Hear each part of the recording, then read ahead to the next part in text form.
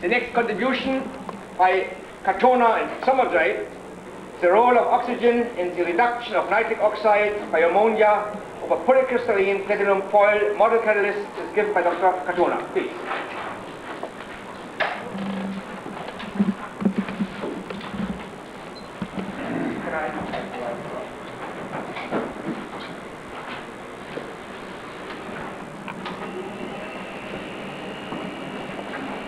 Mr. Chairman, ladies and gentlemen, today I'd like to talk about the role of the oxygen in the reduction of nitric oxide by ammonia over polycrystalline platinum foil model catalyst.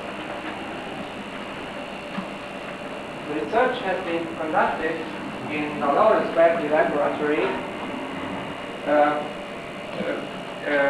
and I have to admit that on this picture, building 66, where I was located, is not present because it was taken a few years ago, but I can assure you that the Lawrence Berkeley Laboratory is just as beautiful as it was a few years ago.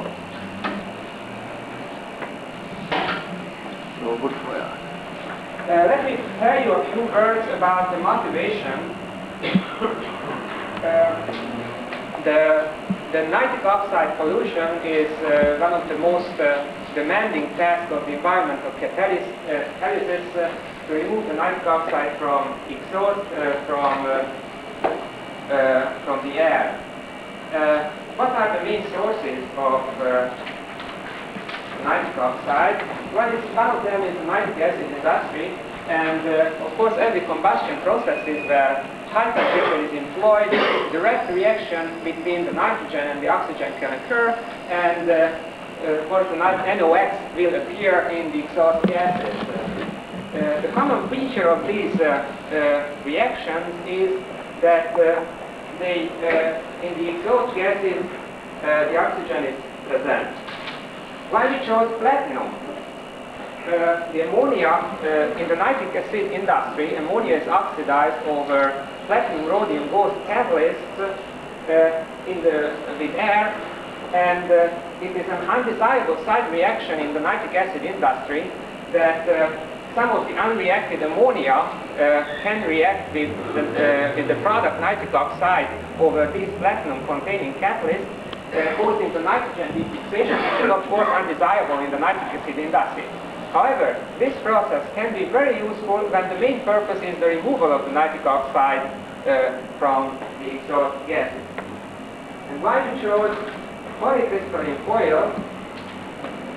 Because these foils can be easily handled, treated, and cleaned and characterized using standard surface science techniques, and the polycrystallinity makes it relatively more, gives relatively closer relationships to the industrial catalysts. The reaction system that we studied consisted of three molecules, ammonia, oxygen, and the nitric oxide. We studied the binary reactions of ammonia and oxygen, nitric oxide and oxygen, and the nitric oxide and ammonia. We also studied the unimolecular reactions of unimolecular decomposition of ammonia, nitric oxide, and the isotopic exchange of oxygen. And today I'd like to talk about the reactions where all of these three compounds were present. So the ammonia, oxygen, and nitric oxide reaction system. At the end, I'm going to make some comparisons with the other reactions. Now, very short literature overview. There are contradictions in the literature about the effect of the oxygen on the rate of nitric oxide consumption. Mikhailov had found that oxygen-free treatment deactivated the platinum wires she used, and that's why she concluded that the oxygen accelerates the rate of nitric oxide consumption. John Gland, in ultra-high vacuum, did not find any effect of oxygen. However, most of the studies found an accelerating effect of the oxygen on the rate of nitric oxide consumption. Why does it happen? There are several explanations exist in the literature. One of these is Lenny Schmidt's explanation. I'm glad that it's here. That the oxygen, especially at low temperatures, removes the surface contamination. This way, more surface area is available for the reaction. That is why it proceeds at higher rate. According to Marquardt's presentation, the oxygen acting as a hydrogen getter shifts ammonia dissociation equilibrium toward more reactive species. According to Tsai and co-workers, the oxygen inhibits nitric oxide to penetrate more deeply into the platinum. The oxidation state, the oxidation state of the platinum is less than oxygen is present. That is why we observe a higher reaction rate. And there is also another finding. Custer and co-workers reported that the reaction became structure sensitive when oxygen was present.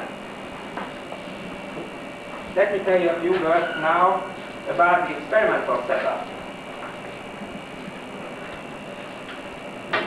We used an ultra-high vacuum chamber equipped with a high-pressure cell that could be pressurized to atmospheric pressure, 1% reactant concentration in helium inert carrier gas, and the mass spectrometric detection for the reaction. This is how the chamber actually looks like. The only difference is that in the middle of the chamber, on this picture, a single crystal is located and is heated resistively through the rods of the manipulator. In our case, the platinum coil was in the middle of the chamber. Above the chamber, the piston of the high-pressure cell is located. That can be lowered down and then closed. And through the gasket of the high-pressure cell, from the high-pressure area, a leak occurs to the ultra-high vacuum, and the mass spectrometer is used for the detection of the product formation or the reactant consumption. This allows us to use a fast sampling rate and some computerization of the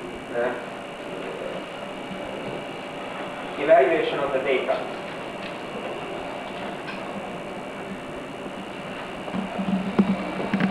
These are the OJ spectra of the platinum surface before and after the reaction.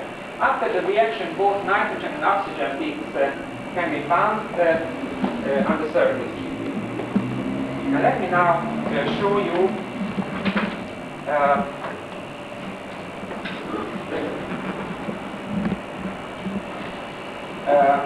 a typical set of experiments. The nitric oxide consumption as a function of time at various temperatures.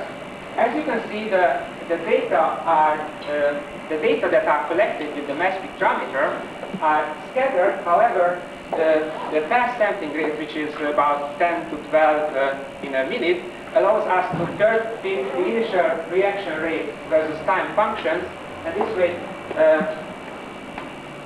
we can eliminate the experimental errors.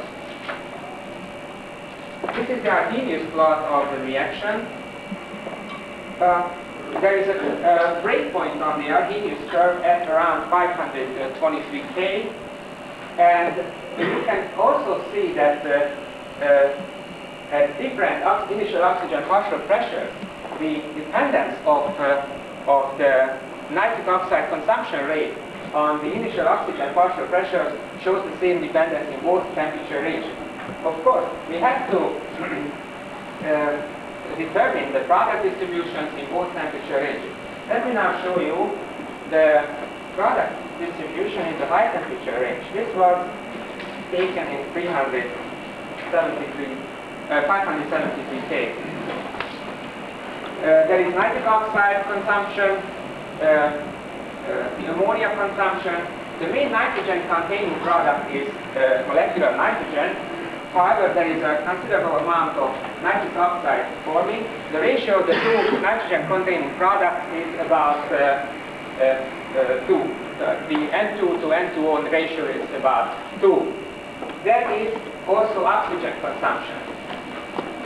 And of course the water is one of the products of this reaction. In the low temperature range,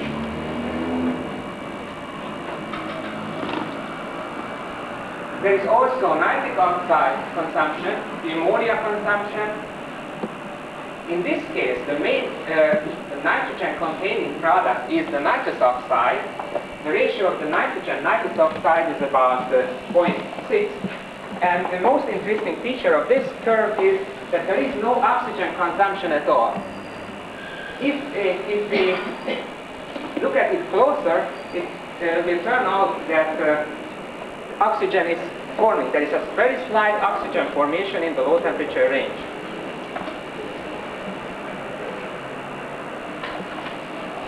Let me summarize the results of the reaction order studies. So what we can see is that in the low temperature range, both the nitric oxide and the ammonia show zero order kinetics with respect the nitric oxide consumption is zero order with respect to both NO and ammonia, initial partial pressure, and oxygen for the oxygen we get half order kinetics. However, we found oxygen formation. In the high temperature range, we found first order for nitric oxide, half order for ammonia, and the same half order for the oxygen, and the oxygen was consumed in course of the reaction. In order to explore the role of the oxygen, since we get a half order kinetics, so what you usually expect is a dissociation of the oxygen on the surface. So we carried out studies with 18 labeled oxygen isotopes. First, we put 18 labeled oxygen into the reaction mixture. We did not find any 18 labeled oxygen among the products, nor in the nitrous oxide, nor in the water. There was no 18 labeled water at all. However, we did not find any scrambling in the oxygen, so there was no exchange between the gas phase oxygen and the surface oxygen. And this oxygen formation that I mentioned before was completely 16 labeled oxygen. It means that it's exclusively coming from the decomposition of nitric oxide. Then we carried out the oxygen isotope exchange experiment using the same pressure ratio without the reactants that we used during the reaction, and we did find that the mixed oxygen appeared only above 673 K, 400 degree in the reaction mixture.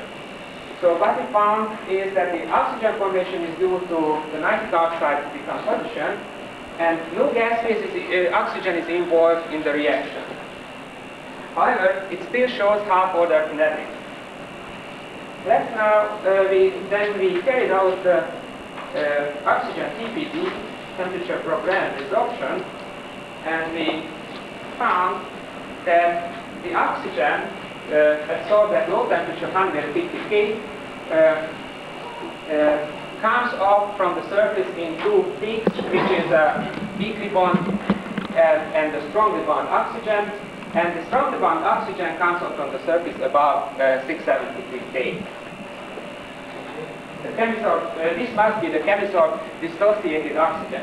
This picture also tells us that the chemisorb oxygen layer is stable on the surface below 673 K. Let's now compare the Arrhenius plots of the reaction system that I mentioned in the introduction. In the fastest reaction is the ammonia plus oxygen reaction.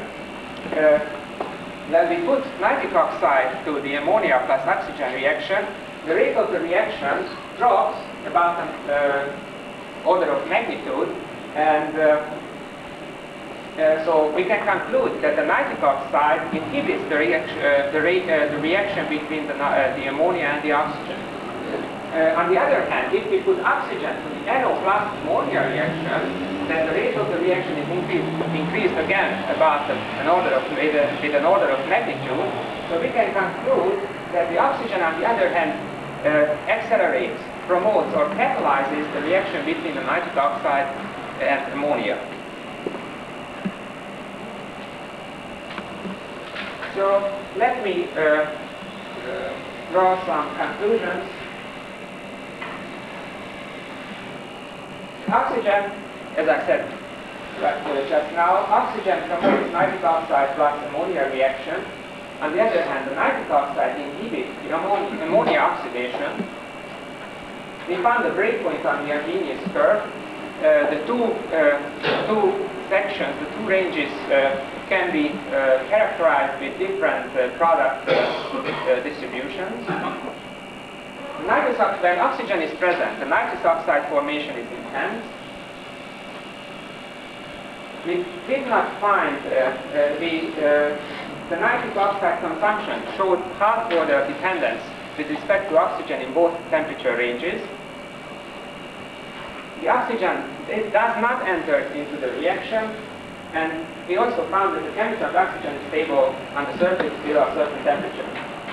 So our conclusion could be is that a stable oxygen layer might be formed. This oxygen layer is initial oxygen partial pressure dependent. So we form a surface which size is oxygen pressure dependent. This way we get a reaction rate that is dependent on the oxygen partial pressure. However, oxygen does not enter into the reaction, and the reaction proceeds on that layer or at its interface with the metal. And I'd like to acknowledge Professor Samajai's initiative HALT and the financial support from the Johnson Matthey Technology Center. Thank you for your attention. Thank you, Dr. Katona, for this interesting contribution. Paper is open for discussion. Dr. Wilson. I'd like to come back to your finding that the oxygen that you put in as O218 doesn't seem to scramble and form the mixed isotope. Does this imply that the O2 doesn't dissociate?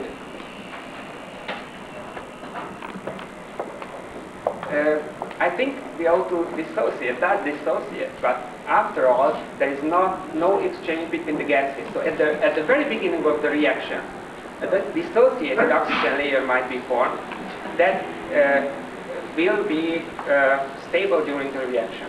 That might be stable during the reaction. This is the fact that we found there was no exchange between the gas phase oxygen and the surface oxygen. Okay, so then maybe the reactions on the surface are fast enough to take away all that oxygen and produce it as water. In the high temperature range, of course, there is oxygen consumption, and the labeled oxygen will appear in the gas phase. Dr. NH3. More on that question of the oxygen. Why don't you think that at low temperatures maybe the oxygen simply does not absorb?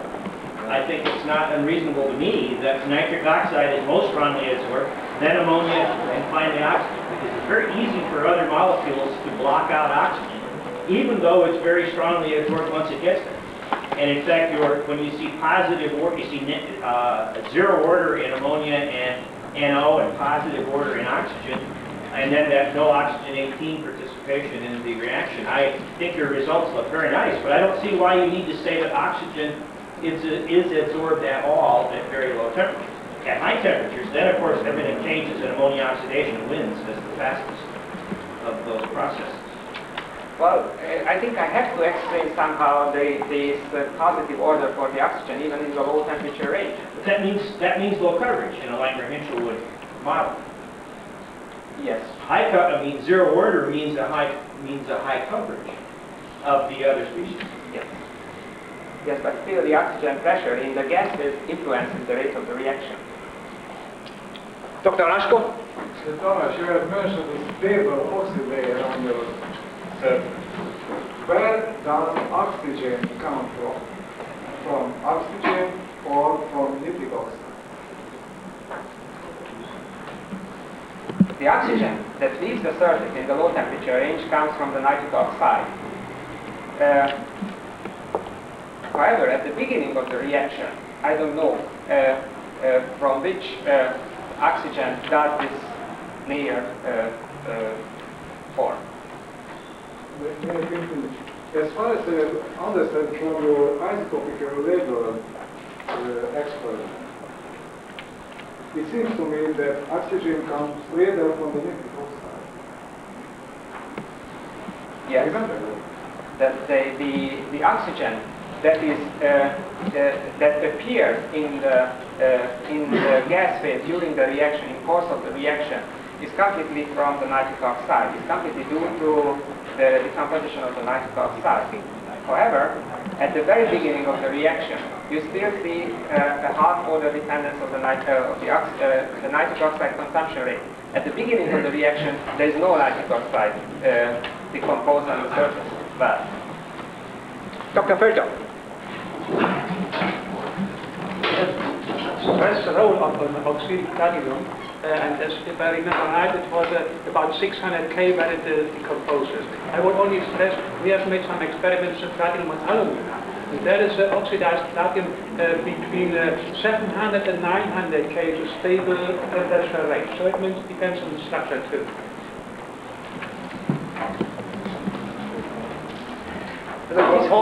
About 20 years ago, Levin and co-workers showed that in this reaction over platinum, one nitrogen atom from ammonia and one from nitric oxide combined to form that's the only nitrogen species you get. Now, I don't know whether they did this at high temperature or low temperature. Have you checked that point out? yes, This mechanism differs? yes.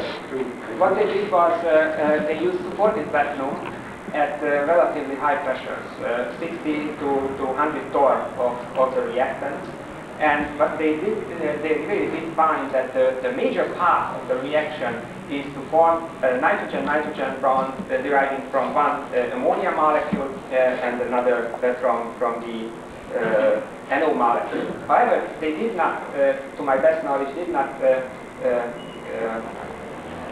investigate the case when oxygen was also present. My question is, did you?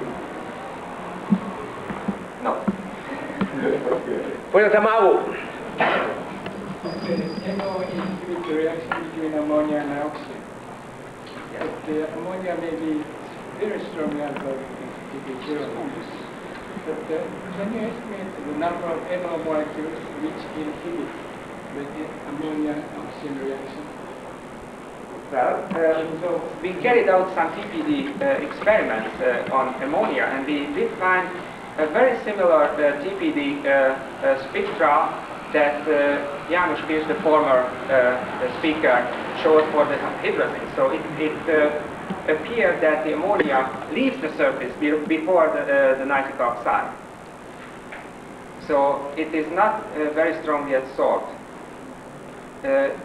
In this case, it seems that the nitric oxide is the most strongly adsorbed, except for the oxygen that comes off from the surface at above 400 degrees. Dr. Gorodetsky.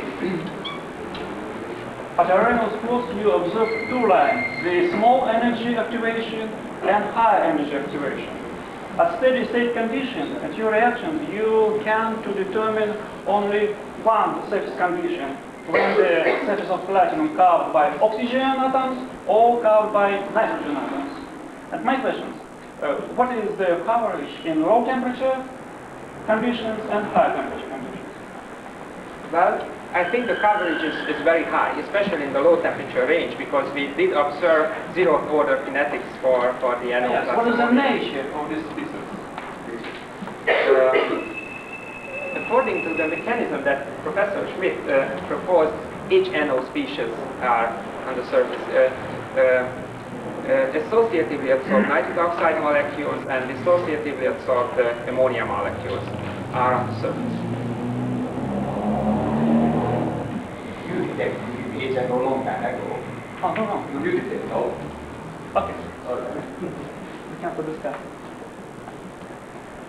There are no further comments. Before we close, Professor Schoimoshi has a statement. Let's thank Dr.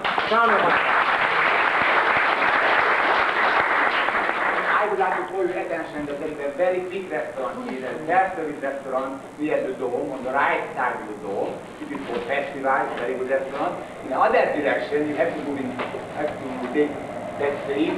There is a Burger King, also very fast and very new restaurant. And if you are going in that direction, there is also a good restaurant, but very slow. So I propose you these two service restaurants. Don't eat so much because they have plenty of food to eat. I don't know more about